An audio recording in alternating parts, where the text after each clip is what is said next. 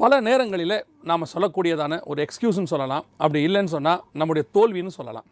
எதை சொல்ல வரீங்க அப்படின்னு கேட்டால், இன்றைக்கி எல்லாருக்கிட்டே இருக்கிற, அதுவும் இன்னும் குறிப்பாக ஆவிக்குரியவர்கள், ஸ்பிரிச்சுவல் பர்சன்ஸ், கிறிஸ்டியன்ஸ் நம்ம சொல்லக்கூடிய எல்லாருக்கிட்டே இருக்கிற ஒரு காமனான வேர்ட், நம்முடைய வாழ்க்கையில் ஒரு வீழ்ச்சி இருக்கிறது, ஆவிக்குரிய வாழ்க்கையில் ஒரு வீழ்ச்சி இருக்கிறது.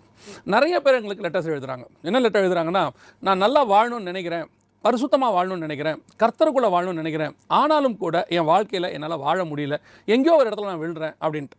கொஞ்சம் பேர் இந்த வீழ்ச்சிக்கு காரணங்கள் சொல்கிறாங்க. ஏன் விழுந்தேன், யாரால் விழுந்தேன், சூழ்நிலை மேலே காரணம் சொல்கிறோம், மனுஷங்க மேலே காரணம் சொல்கிறோம். உண்மையிலே நம்முடைய வீழ்ச்சிகளுக்கு இதுதான் காரணமாக? எல்லாம் வீழ்ச்சி அடையாமல் வாழவே முடியாதா? ஒரு சிலர்லாம் என்ன சொல்ல ஆரம்பிச்சிட்டாங்க அப்படின்னா, பாவம் செய்யாமலாம் வாழவே முடியாதுங்க, சான்ஸே இல்லை இந்த வேர்ல்டில் அப்படின்னு சொல்ல ஆரம்பிச்சிட்டாங்க. இது அந்த அளவுக்கு உண்மைதானா அப்படின்னு பார்த்தா, வசனத்தை விட தேவனை விட பாவம் என்னமோ பெருசு மாதிரி ஆகிடுது இல்லையா? நம்ம பாவத்தை ஜெயிக்கவே முடியாதுன்னு சொன்னால் உண்மையில் அப்படி தான் இருக்க முடியுமா? நம்மளால் பரிசுத்தமாக அந்த உலகத்தில் வாழவே முடியாதா அப்படின்னு கேட்டால், நிச்சயம் முடியும். முடியாத ஒரு விஷயத்தை வேதம் சொல்லவே இல்லை. இயேசு சொல்கிறாரு, நான் பரிசுத்தராக இருப்பது போல நீங்களும் பரிசுத்தராக இருங்கள்னு. அப்போ முடியாத ஒரு விஷயத்தை ஆண்டவர் சொல்லலையே. அப்போ முடியுமா? இந்த மாதிரி ஒரு உலகத்துக்குள்ளே நம்மளால் அப்படி இருக்க முடியுமா அப்படின்னா, கண்டிப்பாக முடியும். அதுக்கு தான் இன்றைக்கி நம்ம ஒரு கேரக்டரை பார்க்க போகிறோம். பைபிள்லேருந்து வெரி விசேஷமான ஒரு கேரக்டர். யாரை பார்க்க போகிறோம் அப்படின்னு கேட்டிங்கன்னு சொன்னால், நோவாவை குறித்து பார்க்க போகிறோம். ஆதியாகமத்தின் புஸ்தகத்தில் 6ஆம் அதிகாரத்தில் ஆரம்பிக்கிறது. 9ஆம் அதிகாரம் 10ஆம் அதிகாரம் வரைக்கும் இந்த நோவாவுடைய காரியங்கள் நடைபெறுகிறது.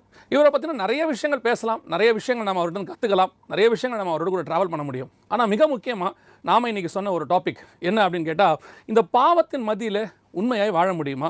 வாழ அப்படி எதுவும் வாய்ப்பு இருக்கிறதா அப்படின்னு கேட்டிங்கன்னு சொன்னால், இயேசு கிறிஸ்துவே இந்த உலகம் உச்ச பாவத்தில் எந்த காலத்தில் இருந்துச்சுன்னு ஒரு உதாரணமாக சொல்லுவார்னா, நோவாவின் காலத்தை தான் சொல்லுவார். மத்திய 24:37 நோவாவின் காலத்தில் எப்படி இருந்ததோ அப்படியே மனுஷகுமாரன் வருங்காலத்திலும் இருக்கும்னு சொல்லி, உச்சபட்ச பாவம் அப்படின்னா நோவா இந்த பூமியில் இதுக்கு முன்னாடி உச்சபட்சம் பாவம் எப்போ இருந்துச்சோ அதுக்கு நடுவில் வாழ்ந்த ஒரு மனுஷன். சரி, நோவா எப்படி வாழ்ந்தார் அப்படின்னு சொல்லி நீங்கள் பார்த்தீங்கன்னு சொன்னால், ஆதியாகமத்தின் புஸ்தகம் 6ஆம் அதிகாரம் 9வது வசனம் சொல்லுகிறது, நோவாவின் வம்ச வரலாறு.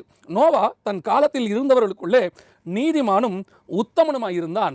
நோவா தேவனோடு கூட சஞ்சரித்து கொண்டிருந்தான். நல்ல கவனிங்க, நோவா தன் அன்னைக்கு இருந்தவர்களுக்குள்ளேயே அவன் உத்தமனும் நீதிமானுமாக இருந்தானாம். ஆனால் அவன் காலம் எப்படி இருந்துச்சு? அவர் அப்படி இருந்தார், ஆனால் அவர் காலம் எப்படி இருந்துச்சு அப்படின்னு கேட்டிங்கன்னா, அதே 6ஆம் அதிகாரத்தில் 12-13 வசனம் சொல்லுது. 11லிருந்து, பூமியானது தேவனுக்கு முன்பாக சீர்கெட்டதாக இருந்தது, பூமி கொடுமையினால் நிறைந்திருந்தது. தேவன் பூமியை பார்த்தார், இதோ அது சீர்கெட்டதாக இருந்தது, மாம்சமான யாவரும் பூமியின் மேல் தங்கள் வழியை கெடுத்து கொண்டிருந்தார்கள் அப்படின்னு இருக்கு. அப்போ இந்த வசனத்தை வாசித்து பார்த்தீங்கன்னா, 100% கரப்டட் வேர்ல்டு. இந்த பூமி முழுவதுமாக கெட்டு போயிருந்தது, சீர்கேடாக இருந்தது.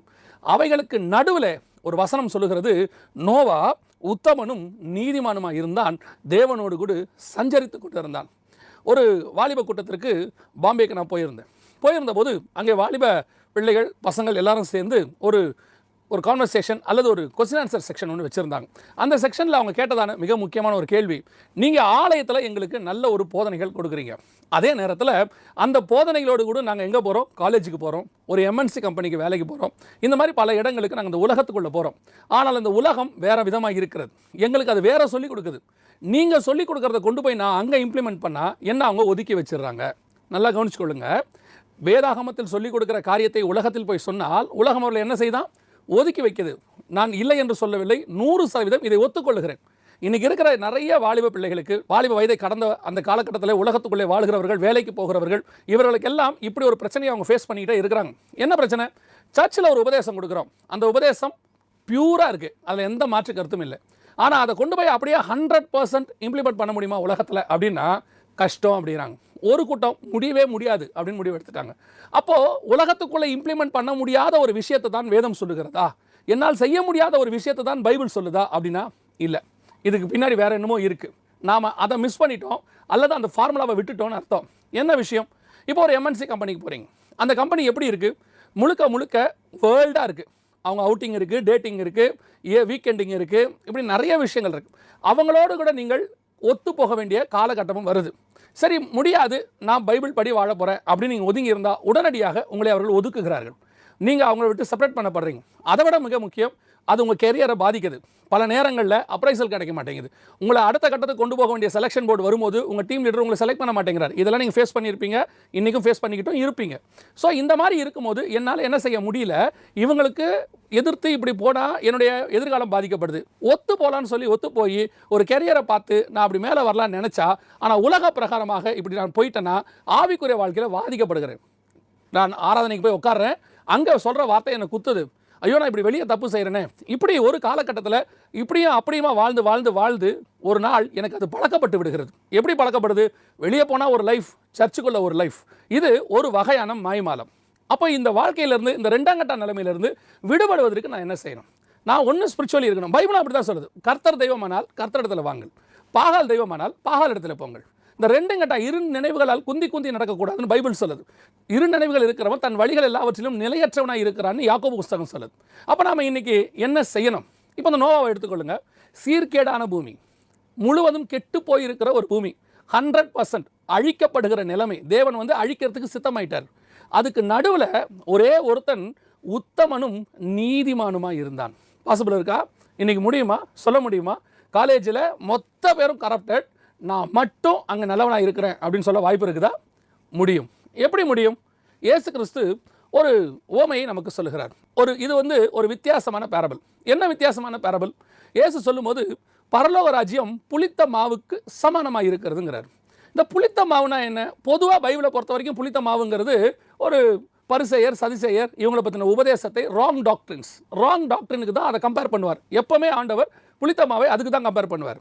ஆனால் இந்த இடத்துல சொல்லும்போது பரலோக ராஜ்யம் புளித்த மாவை போல இருக்கிறது அப்படின்னு சொல்கிறார். அதோடைய அர்த்தம் என்ன அப்படின்னு கேட்டிங்கன்னு சொன்னால், இந்த புளித்த மாவு, ஒருவேளை நாம் வேறு கல்ச்சர் இந்தியாவுக்குள்ளே இருக்கிறதுனால புளித்த மாவுனா என்னன்னு தெரியாது. ஆனால் உங்களுக்கு இந்த தயிர் உர ஊற்றுறது அப்படின்னா உங்களுக்கு ஈஸியாக புரியறதுக்காக உங்களுக்கு நான் சொல்கிறேன். இந்த தயிரில் பார்த்தீங்கன்னா நைட்டு படுக்க போகும்போது பாலில் என்ன செய்வாங்க, கொஞ்சம் தயிரை ஊற்றி விடுவாங்க. அந்த பால் 1 லிட்டர் இருக்கலாம், 1/2 லிட்டர் இருக்கலாம். ஆனால் தயிர் பார்த்தீங்கன்னா ஒரு சின்ன கப்பில் ஊற்றுவாங்க. மறுநாள் காலையில் பார்த்தா மொத்த பாலுமே தயிராக மாறி இருக்குமா. அந்த கொஞ்சம் தயிருக்கு மொத்த பாலையும் தயிராய் மாற்றக்கூடியதான ஒரு வல்லமை உண்டு. தயிருக்கு அல்ல, அது உள்ளே இருக்கக்கூடியதான அந்த புளிப்புத்தன்மைக்கு. அதைத்தான் இயேசு கிறிஸ்து புளித்த மாவுக்கு அப்படின்னு சொல்கிறார்.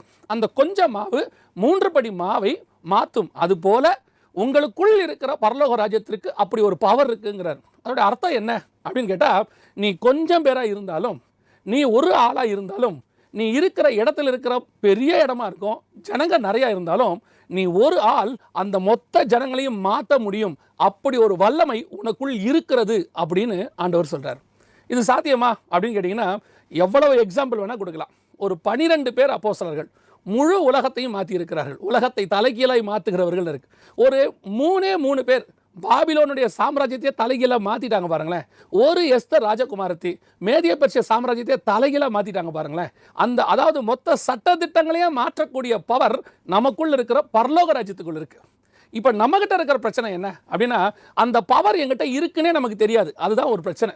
எங்கிட்ட அப்படி ஒரு பவர் இருக்குன்னே தெரியாது. ஒரு 30 வருஷங்களுக்கு முன்பாக நீங்கள் எந்த இடத்துக்கு போனீங்கனாலும் சரி, ஒரு ஹாஸ்பிட்டல்ஸோ அல்லது வேறு எங்கே போனீங்கனாலும் அங்கே ஒரு ப்ரேயர் குரூப்னு இருக்கும். இந்த ப்ரேயர் குரூப் எப்படி வந்தது அப்படின்னு பார்த்தீங்கன்னா, அங்கே போய் வேலைக்கு சேர்ந்த ஒருத்தர் தன் வேலை நேரத்துக்கு நடுவில் ஒரு 10 நிமிஷம் தனிப்பட்ட வாழ்க்கையில் ஜோம் பண்ணிட்டு இருப்பார். அவரை பார்த்த உடனே அவர் கூட 2 பேர் சேர்ந்து ஜோம் பண்ணுவாங்க. இப்படி கொஞ்சம் பேராக சேர்ந்து அது ஒரு பெரிய ப்ரேயர் குரூப்பாக மாறும். இப்படி நீங்கள் எங்கே போனாலும் இருக்கும், எந்த ஹாஸ்பிட்டல்ஸுக்கு போனாலும் இருக்கும், எங்கே ஆஃபீஸுக்கு போனாலும் இருக்கும், எங்கள் ஆஃபீஸில் ஒரு ப்ரேயர் குரூப் உண்டு அப்படிங்கிறது ஒரு கேஷுவலான வேர்ட். நான் சொல்கிறது ஒரு 25 வருஷத்துக்கு முன்னாடி. இப்போ அப்படி ஒன்றும் இல்லை. காரணம் என்ன? அன்னைக்கு அந்த ப்ரேயர் குரூப், கொஞ்சம் ப்ரேயர் குரூப் அங்கே இருக்கிற அத்தனை பேரையும் மாற்றும். அந்த அளவுக்கு அந்த ப்ரேயர் குரூப்புக்கு ஒரு பவர் உண்டு. இன்றைக்கி நமக்கு அப்படி ஒரு சுபாவம் இல்லை. நமக்குள்ளே இருக்கிறது நெகட்டிவ் கன்ஃபெஷன். நம்மே சொல்கிறோம், என்னால் முடியாது, நான் செய்ய முடியாது, இந்த உலகத்தை என்னால் ஜெயிக்க முடியாது, பாவம் என்னோட பெருசு. இல்லவே இல்லை. முழு உலகமும் சீர்கேடாக இருந்தாலும் ஒரு நோவாவால் முழு உலகத்திலையும் நடுவில் பரிசுத்தமாய் வாழ முடியும். வசனம் சொல்லுது, அவன் நீதிமானும் உத்தமனுமாய் இருந்தான். சரி, என்ன செஞ்சால் இப்படி செய்யலாம்? அதுதான் ரொம்ப முக்கியமே. விஷயம் இப்படி இருக்குது, நான் என்ன செய்யணும்? Very simple. அதுக்கு நோவா கிட்ட இருக்கிற ஒரே ஆன்சர், நோவா தேவனோடு கூட சஞ்சரித்து கொண்டிருந்தான் அப்படின்னு 9ஆம் வசனம் சொல்லுது. இந்த சஞ்சரிக்கிற அனுபவம்னா என்ன? ஆங்கில வேதாகமத்தில் ரொம்ப அழகாக இந்த வேர்ட் இருக்கும். என்ன சொல்லியிருக்கோம் அப்படி பார்த்தீங்கன்னா, Noah walked with the God அப்படின்னு இருக்கும். அதாவது நோவா தேவனோடு கூட நடந்து கொண்டிருக்கிறான். அந்த தேவனோடு கூட நடக்கிற ஒரு அனுபவம். தேவனோடு கூட நடக்கிறதுனா என்னங்க அப்படின்னு கேட்டிங்கன்னு சொன்னால், பல நேரங்களில் நீங்கள் தனியாய் நடக்கும்போது சோர்வடைவீர்கள். கொஞ்சம் தூரம் வரைக்கும் நடக்கலாம். அதே நேரத்தில் ஒருத்தர் கூட நீங்கள் பேசிக்கிட்டே நடந்தீங்கன்னா நீங்கள் ரொம்ப தூரம் நடக்கலாம். நீங்கள் அவங்க கூட பேசிக்கிட்டே இருக்கும்போது அந்த நடக்கிற பலன், அந்த அதில் இருக்கக்கூடிய டயர்ட்னஸ் தெரியாமல் நீங்கள் நடக்க முடியும். அதே நேரத்தில் நீங்கள் ஒருத்தரோடு கூட நடந்து கொண்டே இருக்கும்போது அவர் உங்களை தாங்கி பிடிப்பதற்கு வாய்ப்பு இருக்குது. அதான் நோவா காலத்தில். அப்போ நோவா பாவமே செஞ்சுருக்க மாட்டாரா? நோவா பாவமே இல்லை, நோவாவும் பாவம் செஞ்சுருப்பார். பாவம் செய்யாத மனுஷன் இயேசு கிறிஸ்துவை தவிர உலகத்தில் வேறு ஒருத்தரும் கிடையவே கிடையாது. அப்போ நோவாவுடைய வாழ்க்கையில் பலகீனங்கள் வரும்போதெல்லாம் அந்த கூட நடக்கிற தேவன் இருக்கிறாரே, அவர் அவனை ஆற்றி தேற்றிக்கிட்டே வருவார். பரவாயில்லவா, விழுந்தாலும் எழுந்திரி. நான் எப்பவும் சொல்லுவேன், ஒரு மனுஷன் பாவம் செய்ய மாட்டான்னு கர்த்தர் நினைக்கிறது இல்லை, பாவம் செஞ்சு விழுந்துட்டானா திருப்பி எழுந்திருச்சு நடக்கிறான்னு தான் பார்க்குறாரு. ஆண்டவர் எதிர்பார்க்கறது இதான் ரொம்ப இம்பார்ட்டன்ட். ஏன்னா வசனம் சொல்லுது, அவனை மண்ணு என்று அவர் நினைவு கூறுகிறார். நம்ம மண்ணு தான். பல நேரங்களில் நமக்குள்ள பலகீனம் இருக்கிறது, பல நேரங்களில் நமக்குள்ள வீழ்ச்சி இருக்கிறது. அந்த வீழ்ச்சி வெளியும் இருக்கிறது, சில நேரத்தில் உள்ளேயும் இருக்கிறது. பலர் பார்க்கக்கூடிய அளவுக்கு வீழ்ச்சி இருக்கிறது, சில நேரத்தில் யாருக்குமே தெரியாது, ஆனால் வீழ்ச்சி உள்ளே இருக்கும். இந்த வீழ்ச்சியிலிருந்து உன்னை தொடர்ந்து நடத்தி நாம் போகிறோமா, அகைன் ஃபார்வேர்டில் போகிறோமா அப்படிங்கிறது தான் ரொம்ப முக்கியம். விழுந்து கிடக்கிறதில்ல, எழுந்து நடப்பதையே கர்த்தர் விரும்புகிறார். நீ விழ மாட்டேன்னு கர்த்தர் சொல்லலை, விழுந்தா எழுந்து நடக்கிறியா, அதுதான் ரொம்ப இம்பார்ட்டன்ட். அப்படி எழுந்து நடக்கும்போது உன்னை பலப்படுத்துவதற்கு கர்த்தர் வல்லமையுள்ளவராக இருக்கிறார். இப்போ இந்த நோவா தேவனோடு கூட சஞ்சரித்து கொண்டிருக்கிறான். இதில் ஒரு பெரிய ப்ளஸ் பாயிண்ட் இருக்குது தெரியுமா உங்களுக்கு? கூட ஒருத்தர் இருக்கிறாருனால பல நேரங்களில் நீங்கள் பாவம் செய்ய மாட்டீர்கள். எப்படி அப்படின்னு கேட்டால், அப்பா கூட நீங்கள் நடந்து போயிட்டே இருந்தால், நீங்கள் அப்பா இல்லாத போது என்னென்ன பாவம் செய்வீங்களோ அதை எதையுமே செய்ய மாட்டீங்க. காரணம் கூட யார் வரா? அப்பா வந்துகிட்டே இருக்கார். அந்த அப்பா கூட நடக்கிற அனுபவம் வர ஆரம்பிச்சிருச்சுனாலே உனக்குள்ள இருக்கிற பாவங்கள் கொஞ்சம் கொஞ்சமாக நீங்க தொடங்கும். ஒரே நாளில் போகும் நான் சொல்லலை, கொஞ்சம் கொஞ்சமாக போக தொடங்கும். நிறைய பேர் கேட்குறது என்னென்னா, நான் அவங்க ஜோம் பண்ணுறேன் போலையே, ஜோம் பண்ணுறேன் இன்றைக்கி விலகலையே, மறுநாள் அதே வருது. உடனடியாக வராது, கொஞ்சம் கொஞ்சமாக உன்னை விட்டு நீங்கும். ஒரு நாள் நீ முழுவதுமாக உலகத்தை ஜெயித்தவனாக காணப்படுவாய். இப்படித்தான் பவுலுடைய வாழ்க்கை எடுத்துக்கொள்ளுங்க. அவரே அதான் சொல்கிறாரு, நான் நிர்பந்தமான மனுஷன். நான் எதை செய்யக்கூடாது என்று நினைக்கிறேனோ அதையே செய்கிறேன், எதை வேணான்னு நினைக்கிறேனோ அதையே செய்கிறேன், எனக்குள்ள இருக்கிற மாம்சம் என்னை அப்படி செய்ய தூண்டுகிறது அப்படிங்கிறார். உண்மை. இன்றைக்கி நிறைய பேருடைய பிரச்சனை இதுதான். நிறைய பேர் என்ன சொல்கிறாங்க, நீ அப்படி செய்யக்கூடாது, செஞ்சால் பாவம் நரகத்துக்கு போயிடுவேன். அப்படிலாம் இல்லைங்க.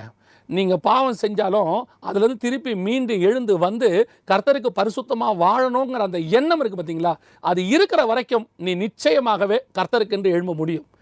எப்போ நான் செய்கிற பாவத்தை பற்றின உணர்வு இல்லாமல் நான் அப்படி தான் செய்வேன்னு ஒரு முடிவு எடுக்கிறீங்களே, அதுதான் வீழ்ச்சி.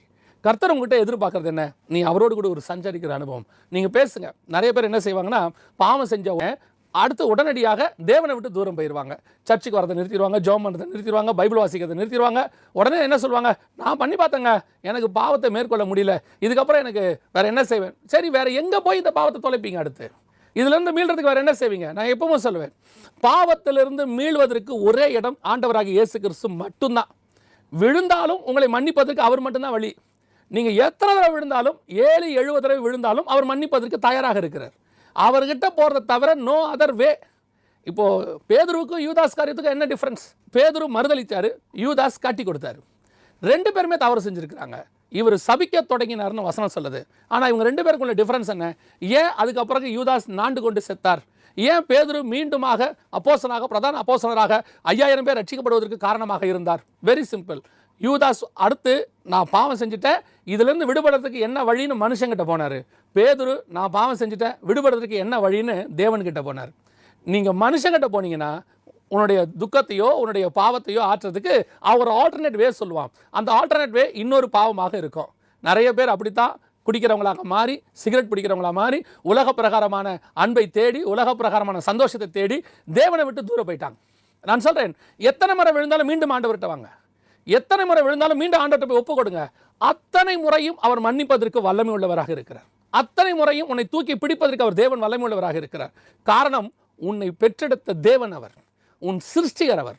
அவர் ஒரு நாளும் உன்னை புறம்பே தள்ளுகிறதே கிடையாது. இன்னைக்கு ஆண்டவர் கொடுக்கிறதான உனக்கு மிக முக்கியமான ஒரு வாக்கு தத்துவம், நீ என்னோட நடக்க தொடங்கு, உன் பலவீனங்களிலே என் பலன் பூரணமாய் விளங்கும் என்று கர்த்தர் சொல்கிறார். நோவா உத்தமனும் நீதிமானுமாய் இருந்ததுக்கு என்ன காரணம்? தன்னை சுற்றி அத்தனை கரை, அத்தனை சீர்கேடு, உலகமே மோசமான கண்டிஷன், அவைகளுக்கு நடுவிலும் கூட நோவா கிட்ட இருந்த ஒரே ஸ்பெஷாலிட்டி, நான் தேவனோடு கூட இருக்கிறேன். அவ்வளவு இருள் சுற்றி இருந்தாலும் நீங்கள் ஒரு டார்ச்சோடு இருந்தீங்கன்னா உங்களை சுற்றி ஒரு வெளிச்சம் இருக்கும், உங்களை சுற்றி இருள் இருக்காது. த சேம் வே அந்த வெளிச்சம் நம்முடைய ஆண்டவராக இயேசு கிறிஸ்து. நீங்கள் அந்த வெளிச்சத்தோடு கூட இருக்கும் பொழுது உங்களை சுற்றி இருக்கிற எப்பேற்பட்ட பாவங்கள், எப்பேற்பட்ட இருள், எப்பேற்பட்டதான காரியங்கள் அத்தனையும் உங்களை அண்டாதபடிக்கு அந்த வெளிச்சம் உங்களை முழுவதுமாக பாதுகாத்துக் கொள்ளும். அதைத்தான் நான் உங்களுக்கு சொல்கிறேன். நோவா தேவனோடு கூட சஞ்சரித்து கொண்டிருந்தான். இந்த சஞ்சரிக்கிற அனுபவம் என்பது ரொம்ப அற்புதமான ஒரு காரியம். சஞ்சரிக்கும் போது பல காரியங்கள் நீங்கள் தேவனிடத்தில் கற்றுக்கொள்ள முடியும். சஞ்சரிக்கும் போது தேவன் பேசுகிறதை நீங்கள் கேட்க முடியும். சஞ்சரிக்கும் போது தேவனை முகமுகமாய் நீங்கள் தரிசிக்க முடியும். வேதம் அப்படித்தான் சொல்லுது, முகமுகமாய் தேவனை தரிசிக்க முடியும். இப்படி பல காரியங்களை நீங்கள் சஞ்சரிக்க தொடங்கும் போது நோவாவுடைய காலத்தில் என்ன நடந்ததோ அத்தனையும் உங்களுடைய காலத்திலும் நடக்கும். ஏன்னா நோவா காலத்தில் வந்த மாதிரியே ஒரு பெரிய பேரழிவு நம்முடைய காலத்திலும் வரப்போகுதுன்னு பைபிள் சொல்லுது. மற்ற 24:37 அதான் சொல்கிறாரு, நோவாவின் காலத்தில் எப்படி நடந்ததோ அப்படியே மனுஷகுமாரன் வரும் காலத்திலும் நடக்கும். அப்படி நடக்கும்போது அந்த அழிவிலிருந்து எப்படி நோவா அவன் குடும்பம் பாதுகாக்கப்பட்டது அப்படின்னு கேட்டிங்கன்னா, நோவா பசங்க நீதிமான்களாக இருந்தாங்கன்னு சொல்லலை, நோவாவுடைய மருமக்கள்மார் நீதிமான்களாக இருந்தாங்கன்னு சொல்லலை. வசனம் தெளிவாக சொல்லுது, நோவா நீதிமானாக இருந்தான். அதே மாதிரி தான் நாம் நீதிமானாக இருக்கும்போது, தேவனோடு கூட சஞ்சரிக்கும் போது, நாம் மாத்திரமல்ல நம்மோடு சேர்த்து நம்முடைய குடும்பமும் பாதுகாக்கப்படுவதற்கு அது காரணமாக இருக்கிறது. நோவாவுடைய காரியங்கள் அவ்வளவு துல்லியமாக தெளிவாக தேவனோடு கூட சஞ்சரிக்கிறவனாக. எனக்கு ரொம்ப ஆச்சரியம் இந்த நோவா பற்றி படிக்கும் போது. என்ன அப்படின்னு கேட்டிங்கன்னு சொன்னால், நோவா காலத்தில் இதெல்லாம் நோவாவுக்கு சொல்லிக் கொடுக்கறதுக்கு ஒரு பாஸ்டர் கிடையாது, ஒரு சர்ச் கிடையாது, பைபிள் கிடையாது. ஏன்னா நோவா காலத்தில் எழுத்து வடிவமே கிடையாது, பைபிள் கிடையாது, எதுவுமே கிடையாது. ஆனால் நோவா என்கிறதான மனுஷனும் தேவனோடு கூட சஞ்சரிக்கிறான். இன்றைக்கி நாம் நிறைய பேர்கிட்ட சொல்கிறோம் நோவா தேவனோடு கூட சஞ்சரித்தார்னு. ஆனால் இன்றைக்கி எல்லாரும் சொல்கிறது, இல்லைங்க நாங்கள் ரொம்ப பிஸியாக இருக்கிறோம், எங்களால் இதை செய்ய முடியல, நாங்கள் காலையில் எழுந்திரிச்சதுலேருந்து நைட்டு படுக்க போகிற வரைக்கும் வேலை வேலை வேலை, ஏன்னா நாங்கள் 2 பேரும் வேலை பார்த்தா தான் குடும்பத்தை காப்பாற்ற முடியும், இன்றைக்கி இருக்கிற நிலைமை அப்படி இருக்குது அப்படின்லாம் சொல்கிறாங்க. நான் கடைசியாக உங்களுக்கு ஒரு காரியத்தை சொல்லி நான் ஜெபம் பண்ண விரும்புகிறேன். எதை பற்றி அப்படின்னா, இந்த சஞ்சரித்தல் என்றால் என்ன, இந்த சஞ்சரிக்கிற அனுபவம்னா என்ன, ஏன்னா அதை எப்படி ப்ராக்டிஸ் பண்ணுறது, அபியாசப்படுத்துறது, நம்முடைய வாழ்க்கையில் எப்படி அதை நடத்துறது அப்படின்னு. இப்போ சஞ்சரிக்கிறதுனா என்ன அப்படின்றத மாத்திரம் நான் சொல்லிவிட்டு ஜெபம் பண்ணுறேன். கவனிங்க, காலையில் நீங்கள் எழுந்திருக்கும் போது உங்கள் முதல் 1 மணி நேரத்தை தேவ சமூகத்தில் கொடுக்கணும்.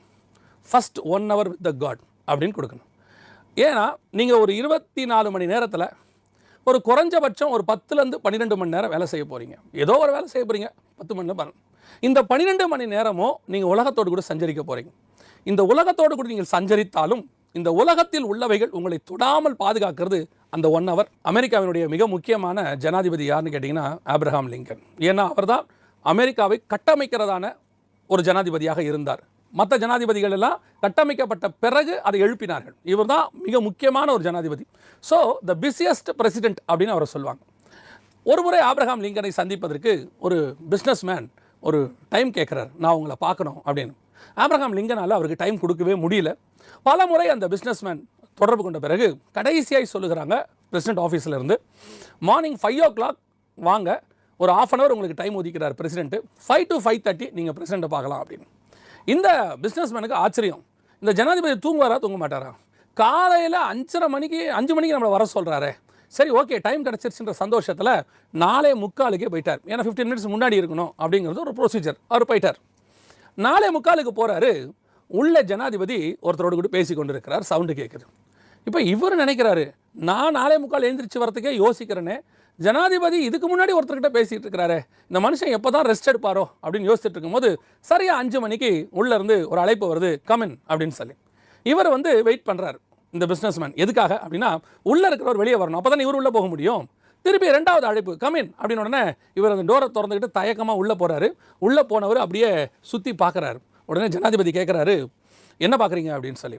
இல்லை பிரசிடென்ட், நான் வந்துட்டேன் 4:45, பட் நீங்கள் யாரோ ஒருத்தரோட பேசிகிட்டு இருந்தீங்க, அவர் வரதுக்காக தான் நான் வெயிட் பண்ணேன், இல்லைன்னா நான் அப்பயே ஃபஸ்ட்டு இல்லைக்கே நான் உள்ளே வந்திருப்பேன் அப்படின்னு. அப்போது பிரசிடென்ட் சொன்ன ஒரு வார்த்தை என்னென்னா, நான் காலையில் முதல் 1 மணி நேரம் கர்த்தரோடு பேசிவிட்டு தான் மனுஷனோடு பேசுவது எனக்கு வழக்கம். நான் கர்த்தர்கிட்ட பேசாமல் மனுஷங்கிட்ட பேசவே மாட்டேன். அப்படி இருக்கும்போது இன்றைக்கி 5 மணிக்கு உங்களுக்கு அப்பாயின்மெண்ட், ஏன்னா உங்களுக்கு கொடுக்கறதுக்கு எனக்கு வேறு டைம் இல்லை. ஸோ வேறு வழி இல்லாமல் நான் 4 மணிலேருந்து 5 மணி வரைக்கும் தேவனோடு கூட பேசினேன். நான் என்னுடைய ப்ரேயர் டைம் அந்த 4 to 5 நான் ஜெபம் பண்ணி முடிச்சுட்டு தான் உங்களை கூப்பிட்டேனாராம். பாருங்கள், இந்த உலகத்துக்கு சூப்பர் பவர் அப்படின்னு சொல்லி இந்த நம்பர் 1 அப்படின்னு சொன்னால் பிரசிடென்ட், அமெரிக்கன் பிரசிடென்ட் தான் இன்றைக்கி வேர்ல்டில். அந்த பிரசிடென்ட் போஸ்டிங்கில் இருக்கிறவரே முதல் 1 மணி நேரம் கர்த்தரோட பேசிவிட்டு தான் மனுஷனோட பேசுவேன்னு நினைக்கிறார். ஏன் ஆபிரகாம் லிங்கன் இன்றைக்கும் கேட்டு பாருங்க, இந்த சக்ஸஸ்ஃபுல் பிரசிடென்ட் ஆஃப் த யூஎஸில் ஒரு பிரசிடென்ட் யாருன்னு கேட்டிங்கன்னா ஆபிரகாம் லிங்கன். ஆபிரகாம் லிங்கனை பற்றி நீங்கள் ஒரு லைன் எழுதாமல் அமெரிக்காவோட ஹிஸ்ட்ரி முடியவே முடியாது. அப்படியாப்பட்ட ஒரு பிரசிடென்ட். காரணம் என்ன? He walked with the God. காலையில் எழுந்தவுடன் 1 மணி நேரம் கர்த்தரிடத்தில் தருகிறார். இன்னைக்கு ஆவிக்குரியவர்கள் அல்லது கிறிஸ்தவர் என்று நாம் சொல்லிக் கொள்கிறோமே, நம்முடைய ஜப வாழ்க்கை எப்படி இருக்கிறது? கர்த்தரோடு கொடுக்குற நேரம் எப்படி இருக்கு? இன்னைக்கு நாம எல்லாரும் சொல்லக்கூடிய ஒரு இது, நான் ரொம்ப டயர்ட், ரொம்ப பிஸி, நான் டைமே இல்லை. கர்த்தரிடத்தில் பேசாமல் மனுஷனிடத்தில் பேசாதிருங்கள். கர்த்தரை சந்திக்காம மனுஷனை சந்திக்காதீங்க. நான் இது ஆபிரகாம் லிங்கனுக்கு மட்டும் சொல்லலை. ஏசாயா புஸ்தகம் 50ஆம் அதிகாரம் 4வது வசனம் சொல்லுது, இயேசு கிறிஸ்துவே அதிகாலையில் தேவனை சந்தித்த பிறகுதான் மனுஷனை சந்திப்பாராம். இது இயேசு பத்திர ப்ராபசி அங்கே இருக்கும். காலைதோறும் நீர் என்னை எழுப்புகிறீர், கற்றுக்கொள்ளுகிறவனை போல உட்கார்ந்துருக்கிறாராம். அந்த இடத்துல உட்கார்ந்துருக்கிறாராம் இயேசு. அவரை பற்றின ப்ராபசி அதிகாலை நீங்கள் எடுத்து பாருங்க. காஸ்பல்ல இருட்டோட அதிகாலையில் அவர் மலை மேலே வனாந்தரத்தில் காணப்பட்டார். காரணம் என்ன? ஆண்டவரோடு கூட சஞ்சரிக்கிற ஒரு அனுபவம். ஆண்டவரோடு கூட சஞ்சரிக்காம நீங்கள் வேற எந்த மனுஷனோட சஞ்சரித்தாலும் உங்கள் வாழ்க்கை விருதாதான். மனுஷனோட சஞ்சரித்தா பணம் கிடைக்கும், புகழ் கிடைக்கும், எல்லாம் கிடைக்கும். ஆனால் தேவனோட சஞ்சரித்தாதான் சமாதானம் கிடைக்கும், சந்தோஷம் கிடைக்கும். ஏன்? வரப்போகிற அழிவிலிருந்து மீட்பு கிடைக்கும். இல்லாவிட்டால் வரப்போகிற அழிவிலிருந்து மீட்போ காப்பாற்றுதலோ இருக்காது. ஒரு ஜனாதிபதி கொடுக்குற இம்பார்ட்டன்ஸ், இயேசு கிறிஸ்து தேவனுக்கு கொடுக்குற ஒரு இம்பார்ட்டன்ஸ் நீங்களும் நான் ஏன் கொடுக்கக்கூடாது? இன்றைக்கி பல நேரங்களிலே நாம் நோவாவை போல நீதிமானாய் வாழ நினைக்கிறோம், நோவாவை போல உத்தமனாய் வாழ நினைக்கிறோம். ஆனால் தேவனோடு கூட சஞ்சரிக்க நினைப்பதில்லை. நான் சிலர்லாம் சொல்கிறாங்க, எனக்கு 24 மணி நேரம் பத்த மாட்டேங்குது, நான் ரொம்ப பிஸியாக இருக்கிறேன். நான் சொல்கிறேன், நீங்கள் எவ்வளவு 18 மணி நேரம் வேலை செஞ்சு 60 வயசு வரைக்கும் வேலை செஞ்சிட்டாலும் அந்த 60 வயசுக்கு பிறகு நீங்கள் ஒரு அமைதியை தேடுவீர்கள், ஒரு ரெஸ்ட்டை தேடுவீங்க. அதற்கு பிறகு ஒரு சமாதானத்தை தேடுவீர்கள். அதற்கு அப்போ நீங்கள் தேட போகிறது என்னென்னா தேவனையும் பைபிளையும் தான். எத்தனையோ பேரை நான் பார்த்துருக்கிறேன், அவங்களுடைய வாலிப பிராயத்தை எல்லாம் உழைச்சி அவங்களுடைய பலனை எல்லாம் சிந்திச்சு கடைசியாக 60-65 வயசுக்கு மேலே போனீங்கன்னா பைபிளோட உட்காந்துருப்பாங்க. அந்த வாழ்நாள் எல்லாம் எத்தனையோ புக்கை படிப்பாங்க, பைபிளை படிக்க மாட்டாங்க. ஆனால் 65 வயசு வந்த பிறகு பைபிளை தூக்கி கையில் உட்காந்துருப்பாங்க. என்ன அப்படின்னு கேட்டால், இதை தவிர இன்றைக்கி வேறு என்ன இருக்குங்க, எல்லாம் மாயையும் மனதுக்கு சஞ்சலங்கிறாங்க. அது எப்போ வருது? 65 வயசில் வருது. நான் சொல்கிறேன், அது நமக்கு இப்போவே வரணும், இப்போவே தெரியணும். என்னுடைய வாழ்நாளில் இந்த தேவனோடு கூட சஞ்சரிக்கிற இந்த அனுபவம் என்னை முடிவு பரியந்தம் நடத்துவதற்கு வல்லமை உள்ளதாக இருக்குது. நான் நோவாவுக்கு மட்டும் சொல்லலை, பைபிளில் இருக்கிற யாரை வேணால் எடுத்துக்கொள்ளுங்க. ஏனோக்கு தேவனோடு கூட சஞ்சரித்து கொண்டிருந்தார்னு ஆதியாகமம் 5:21-22 சொல்லுது. சங்கீதங்களின் புஸ்தகங்களை வாசித்து பாருங்கள். தாவீது சொல்கிறாரு, கர்த்தரை நான் எப்பொழுதும் எனக்கு முன்பாக நான் வைத்திருக்கிறேன். ஏன்? இயேசுவை எடுத்துக்கோங்க. இயேசு சொல்கிறாரு, பிதா என்னை தனியே இருக்க விடுகிறது இல்லை. இந்த தேவனுக்கு ஒரு டைம் கொடுத்துடணும். காலையில் 1 hour கர்த்தர்கிட்ட கொடுத்துட்டு, நான் ஏன் அதை சொல்கிறேன்னா, அந்த 1 hour நீங்கள் கொடுத்து பாருங்கள், அந்த நாள் முழுவதும் கர்த்தரை பற்றின சிந்தனை ஒன்று ஓடிக்கிட்டே இருக்கும் உங்கள் மைண்டில். ஒரு துதியோ, ஒரு ஸ்தோத்திரமோ, ஒரு வசனமோ, ஏதோ ஒன்று ஓடிக்கிட்டே இருக்கும். நீங்கள் வேணால் ப்ராக்டிஸ் பண்ணி பாருங்கள். அதற்கு பிறகு இந்த ப்ராக்டிஸை நீங்கள் பண்ண பிறகு நீங்கள் பார்த்தீங்கன்னா, உங்களை நெருங்கி இருக்கிற பாவங்கள், உங்களால் விட முடியாத பாவங்கள்லாம் உங்களை விட்டு தானாய் விட்டு போனதை நீங்கள் உணர்வீர்கள். ஒரு நாள் சாட்சி சொல்வீர்கள்.